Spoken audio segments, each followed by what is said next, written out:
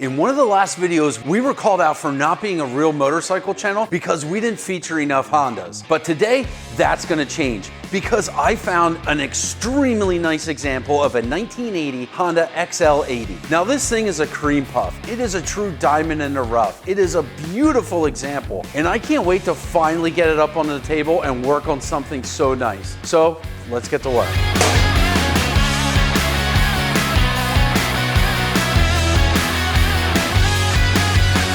The XL80 series of bikes ran from 1980 to 1985, and this is an XL80S. That means it came with a headlight, a tail light, turn signals, gauges. This thing was actually ready for the road. Now, it put out an impressive 6.3 horsepower and 4 foot-pounds of torque.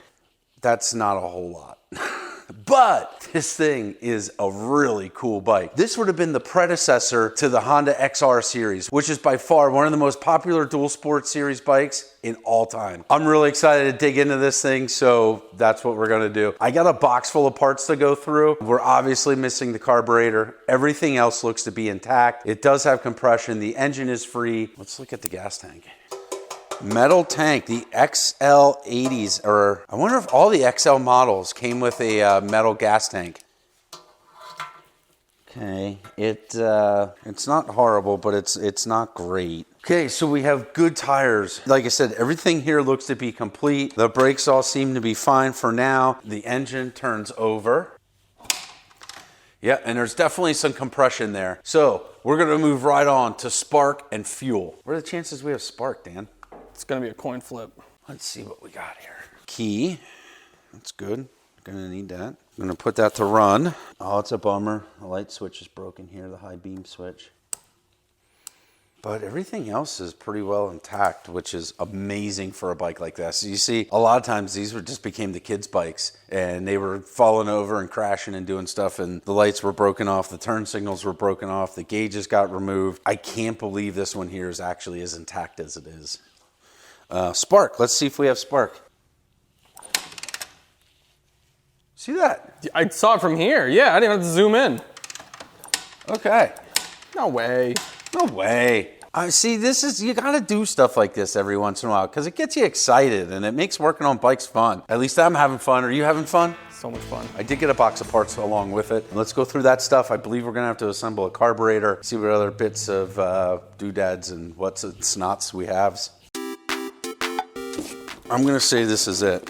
I'm gonna say that's the box of parts. Ooh. These side panels are not easy to find.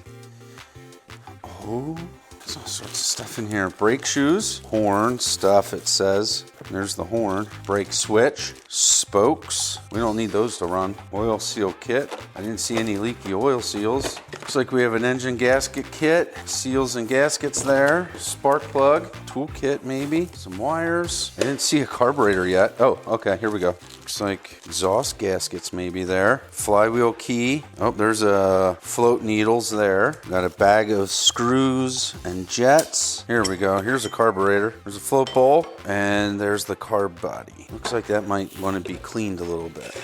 Let's see, what do we have in here? Fuel filter, petcock, slide spring, float. All right, well, hopefully we have all the pieces we need there. You know what, Dan? Tell me what. We should clean these two pieces in the vapor hone. What do you think? Sure. Sure. Go for it. I like your attitude for adventure, Dan. Yeah, watch you get sprayed in the face by that cracked screen. I think this vapor hone's gonna make really quick work out of this carb body and float bowl. Let's see what it does.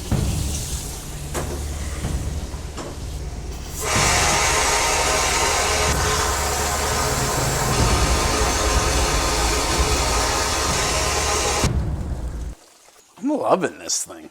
I cleaned these up pretty good. Carburetors have lots of small little passages, especially carburetors that are tiny like this one. So whenever I'm done vapor honing something, I always put it in a bucket of water like this and blow air all around it and get in all the passages and all the holes. It's amazing how much of that abrasive material will actually still come out of here.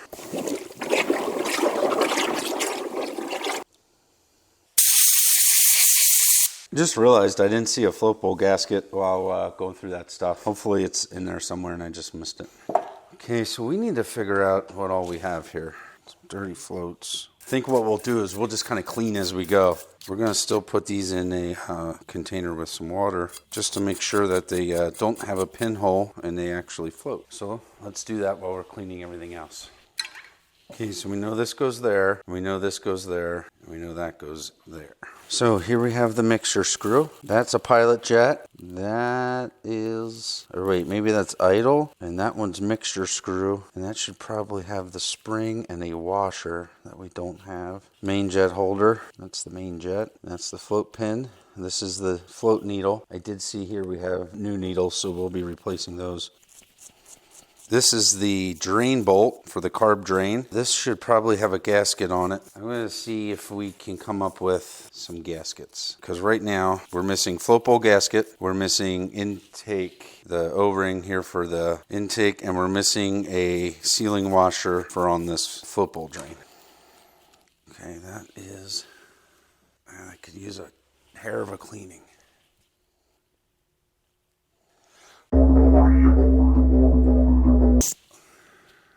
Pow, pow, right through. Needle jet, clogged up tight. Or not the needle, this is the pilot jet. It is blocked. Let's see, it with some cleaner.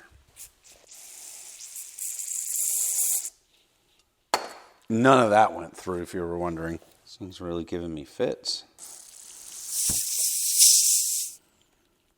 I'm calling the big dogs. Unleash the hounds, Craig. That's right. I'm going to just let that soak in there for a while. See what happens. We have enough stuff here to figure out. That's floating, so that's good.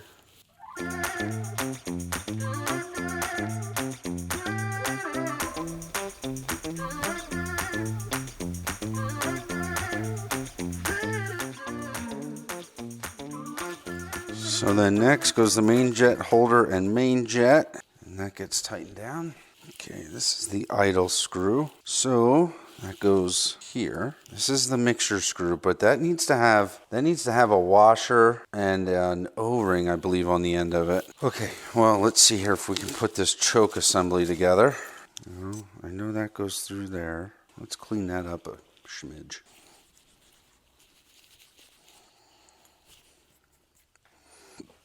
All right, Dan, let's just come down here. This is like a whole new setting. Right. It's like we're not even in our shop anymore. Oh, there's all this different stuff down here too. Wow, this is wild. That's cleaner. That's better. So this is going to go through here.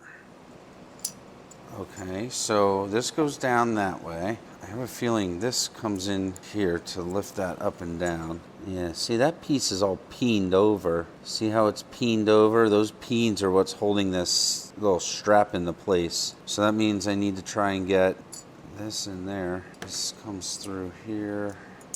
So see, that's moving that arm up and down in here. That, in turn, is going to move this arm. So put that down there. Okay, we're getting somewhere. So this is engine side of the carburetor. This is airbox side of the carburetor. That means the air is coming in this way from the airbox, picking up the fuel, and coming out of the carburetor into the engine through here. Now, the way this choke is going to work, so when this is down in a position like this, do you see how it's closing off the passage to the carburetor, through the body of the carburetor? So that's open, and that's closed. There's also a little trap door. There's a trap door right there. What that's doing is, when this is down, that trap door opens up, and that is allowing a small amount of air through here, but it is blocking off a majority of it. So choke on, choke off. Now we need to figure out what holds all this together. It kind of looks like maybe this would go there. Okay, I agree with that.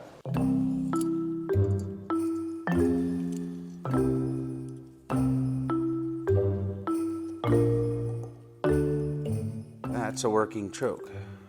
It's interesting though that it should it go up. You know what? I think I'm backwards here. Uh-oh. Gotta make it do the opposite. Well, I don't like that the choke is off when the lever's up because, you know, vibrations, and that's gonna make it fall down. Nothing like a good puzzle.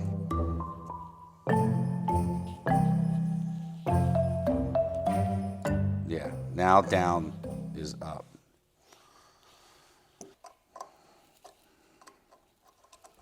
So when I had the choke lever over on this side, what would happen is when the choke lever was up in the air like this, the choke was off. So when you're riding and vibrations and all that, this would, you know, start working its way down, working its way down, working its way down, turning on your choke while you're riding. You don't want that, so that told me I had the choke lever flipped to the wrong side. So I just moved it 180. And now you can see when the choke lever is up, the choke is on. When the choke lever is down, the choke is off. That is correct. Nice. Nice.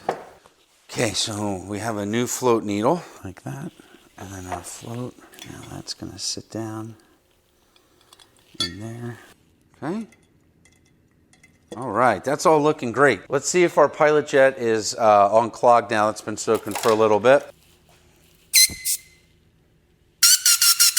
That sounded different. Yeah, it sure did. Well, let's see what comes out of here. I thought I saw it come out. Do you see light? Maybe I'm wrong. No, I don't. Not at all. There it goes. Oh, it's going there through. There it goes. Look, you can see. Stuff that you're pushing out. See that little stuff right there? That's what it was.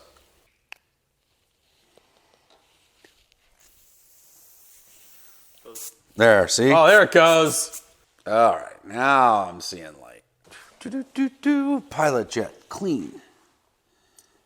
That's gonna go right in there. And then our spring is gonna go onto here. Our throttle cable comes through our spring, comes into the bottom of our slide and hooks in the slide, just like that. Okay, we have the carburetor pretty much assembled, and I just realized going through this stuff that I do not have gaskets. I don't have a float bowl gasket, and I don't have the O-ring for on here that mates up to the intake track, and I don't have the O-ring for the air screw. So it looks like we need to order a couple carburetor parts. We're missing the gaskets, but before we do that, I'm gonna look over this bike really quick and make sure there's nothing else that's obvious that we're gonna need to order. And while I'm doing all that, I wanted to take off the seat, I wanted to take off the tank. The tank does have a little bit of rust in it, so I'm gonna soak that for a night or so, get that all cleaned out, and that way it's ready to go when the carb parts come in. We can put the clean tank back on, and this thing is gonna be ready to fire up. Hopefully. Well, that was easy. That's it? That was it. Dang, Craig, I could have done that. I was really gearing up for like a whole ordeal. Right? Dude, look how clean this bike is. It's even got the air box. Dude, this thing is nice. I'm gonna pull this air filter cover so I can see what we have for an air filter. Okay, so our air filter is there and respectable, which is good news. Everything else is looking good. Do we have brakes? Yeah, we have brakes, rears, fronts. I just did the most amazing stuff for like the last 10 minutes. Shut up. And Dan just looked at the camera and went, oh my gosh. Well, I think it might have I was unplugged. recording. Shut up. But sorry guys, you missed all that awesomeness. Just hurry up and clean this stupid tank, Craig. Trying. You got to record it though. Yeah, I'm recording it. Oh yeah, now you are. I am.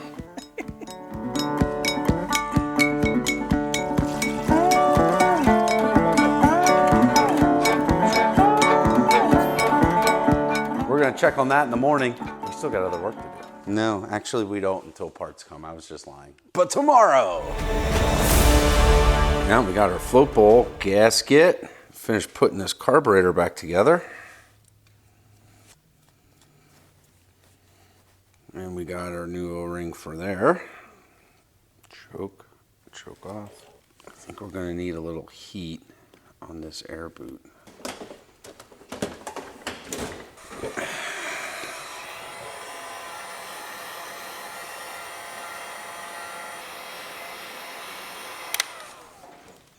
This thing is just so delicate.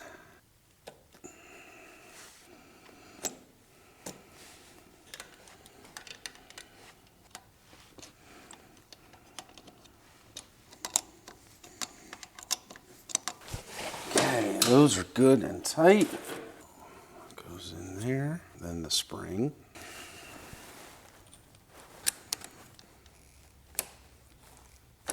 Okay, that's all working good. We're gonna do a spark plug quick. New spark plug. We're getting really close to firing this bike up for the first time in, honestly, who knows how many years. go. Put our little spring back over the intake. Start that at about 1.5 out. Okay, exhaust bolts need tightened.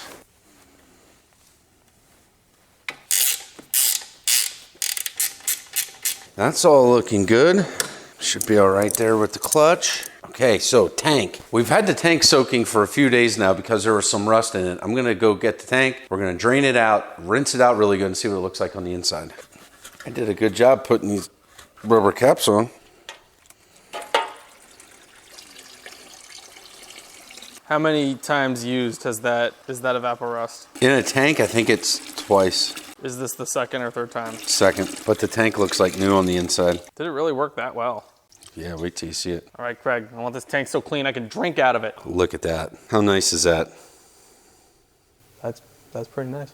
Pretty nice.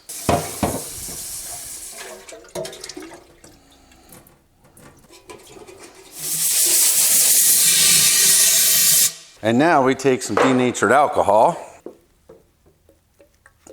We swish that around a little bit. And that's going to take our water out. Okay, now we put on the petcock. Petcock and fuel filters. And I believe that's the straw for the petcock, am I right? Yep, so it sits in there. A little oil on that O-ring, that'll help it seat and seal. If this was a motocrosser bike, what I'd do is I would probably put the knob for the petcock on the inside, because that's how they're set up. But this here being a little trail bike, I think it's just fine leaving the petcock on and off here on the outside. Now we need a little bit of fuel line. We're gonna need these fuel filters. Let's put this tank on.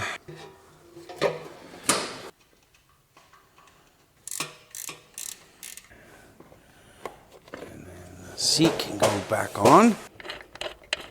Guess all that's left to do now is some fuel line. This fuel line might be a little big for this little tiny petcock. Yeah, okay. Can we find some smaller fuel line? This might work. Okay, so I like the way that fits a lot better. Okay.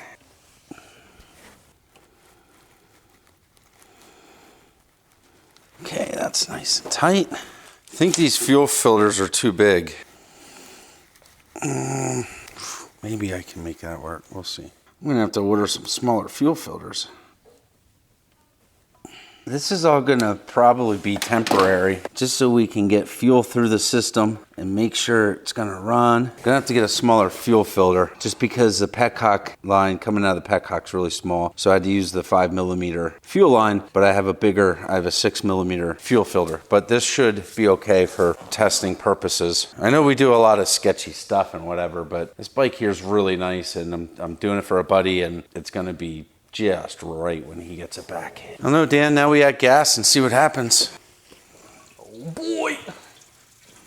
Okay, I saw some fuel get into the filter. I feel like we are ready to pull this thing off the stand. We got fuel, carburetors together, nothing's leaking. We have good oil, we have spark, we have a clean gas tank, we have compression, new petcock, carburetor's clean, gas in, fuel filter. Everything is pointing towards this thing should fire up. Let's see what happens. How many kicks, Dan? I think you did a good job, Craig. I'm gonna say 3. 3? Yeah.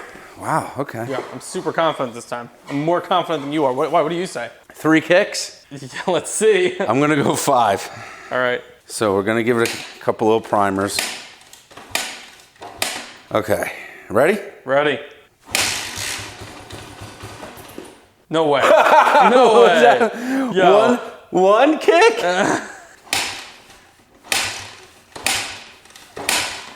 Oh, not anymore. Shoot. Did you forget to do something? I don't think so. Flood the engine? Everything's on. There it is! Hey! Yo! Is it idling? No. Well, I might have to adjust that idle a little bit. It's not far off. Hey! That was like exactly 5 kicks. Oh yeah, that's what it was. Yeah, you win, Craig. Listen to that, man. Sounds like a sewing machine. What a fantastic little bike. You gonna take it out for a spin? I think we should.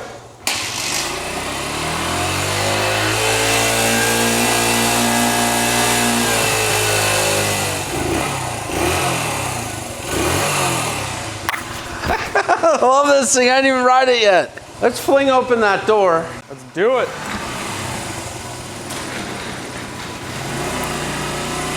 Woo! It's getting chilly. Oh, beautiful.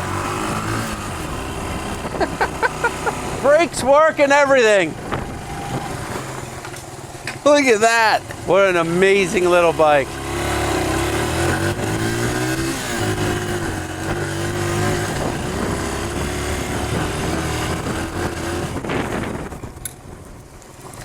Tell you what, man, if you were 10, 12, 13 years old and this was sitting underneath your Christmas tree in 1980, you would be one happy kid.